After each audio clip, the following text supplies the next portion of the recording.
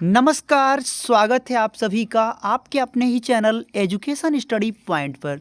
दोस्तों, आप जानते ही हैं कि आपके चैनल पर लगातार आपको संभावित प्रश्नों की सीरीज़ दी जा रही है जो आपको एक ही बार में सीटेट पास कराएगा। जी हाँ, ये आप लगातार सुनते आए हो।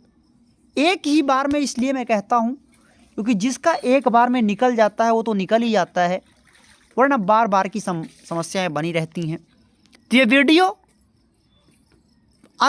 वीडियो है जो आपको पास कराने वाला वीडियो है। ये आज मैं एनालिसिस लेकर नहीं आया हूँ क्योंकि डेली वही एनालिसिस ठीक नहीं लगता है। मैं इसी वीडियो में आपको एनालिसिस भी बता दूंगा क्या कैसे क्या आया था।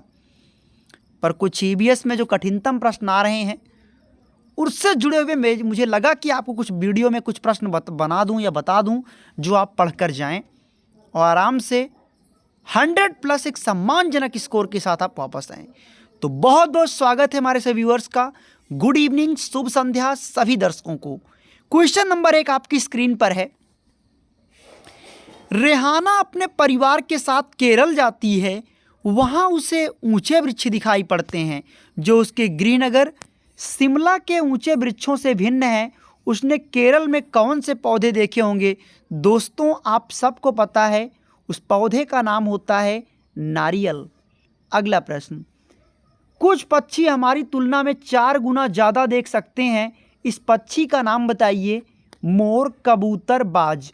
तो दोस्तों वो होता है बाज। बाज जो होता है वो हमारी अपेक्षा 4 गुना ज़्यादा देख सकता है। और कबूतर के बारे में एक ही प्रश्न आता है कि अपना घोंसला कहाँ बनाता है? तो ये खंडहरों में अपना घोंसला बनाती है, खंडहर में। अगला प्रश्न देखते चलिए। कुडुक कहाँ की भाषा है? यह आपके लिए कमेंट सेक्शन में छोड़ देते हैं, आप इसका जवाब खुद कीजिएगा। क्वेश्चन नंबर 3 का, पर्यावरण अध्ययन पाठ्यक्रम बच्चों की समग्र शिक्षा का कारण बन सकता है, यदि यह कैसा हो? पर्यावरण अध्ययन पाठ्यक्रम बच्चों की समग्र शिक्षा का कारण बन सकता है, यदि वह कैसा हो? विषयगत, एकीकृत या समावेशी। तो दोस्तों ऑल ऑफ दीज के साथ चले जाइए, बेहतर होगा। कुछ पक्षी अपनी गर्दन को बहुत हिलाते हैं, क्यों? क्योंकि दोस्तों उनको दिखाई नहीं देता, ये गलत बात है। उनके आँखों की पुतलियाँ स्थिर होती हैं, यही बात दोस्तों सही है। इसमें आपका आता है उल्लू।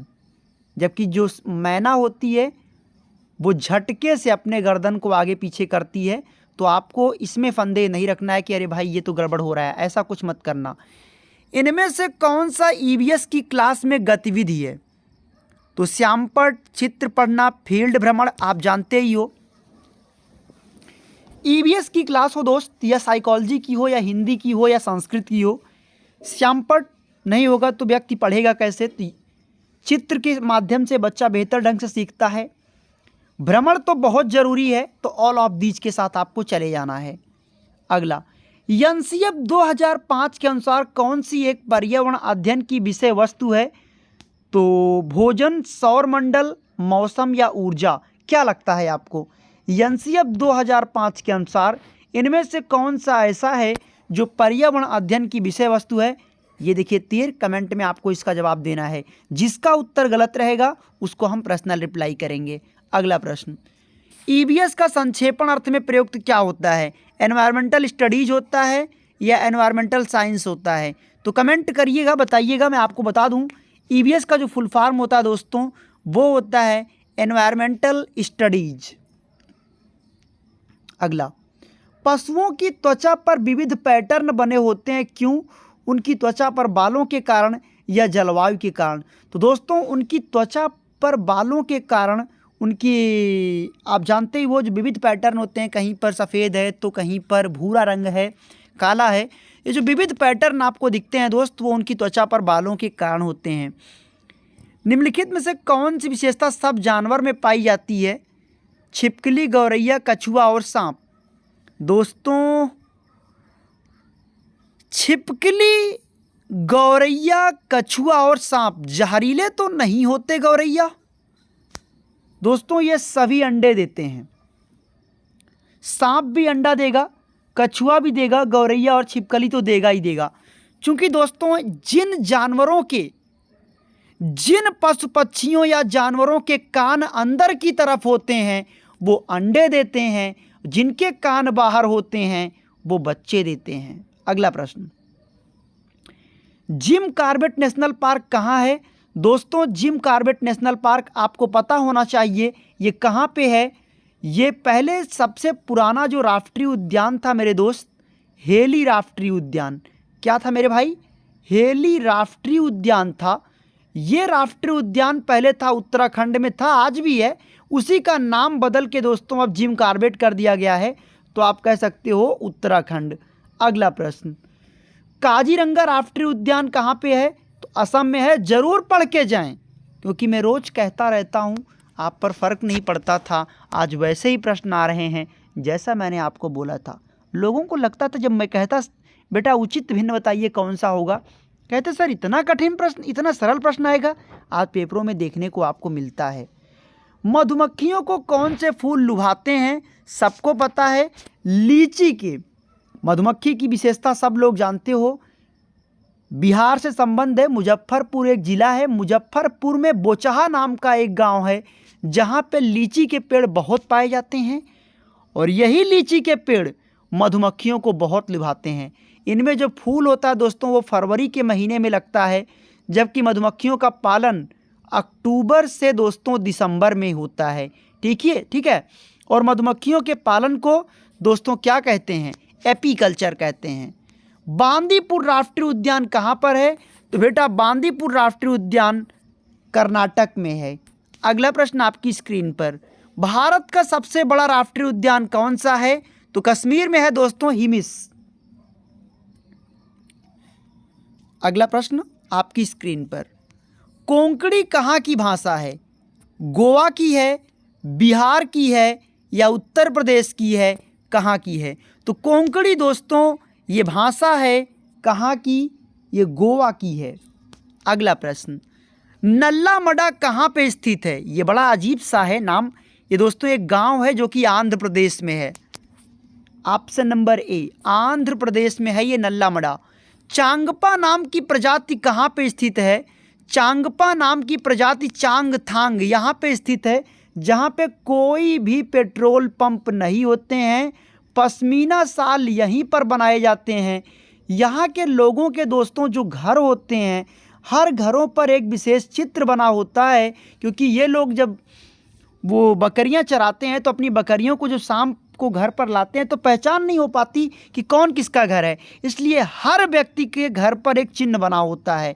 खैर, कोई समस्या होगा तो कमेंट सेक्शन में भर दीजिएगा।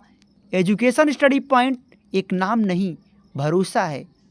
आपके मंजिल का सफ़र ये सिर्फ सीटेट तक ही आपका साथ नहीं है, आपके नौकरी तक का ये साथ देता है। तो बने रहिए।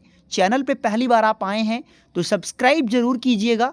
बेल आइकन को प्रेस इसलिए कर लें क्योंकि जब भी कोई नया अपडेट आपको मिलता है, लाइव क्लासेस दिन में 11 बजे यूपी टेट की लगातार चल रही है 16 तारीख से, 16 जनवरी से ज़रूर ज्वाइन करें।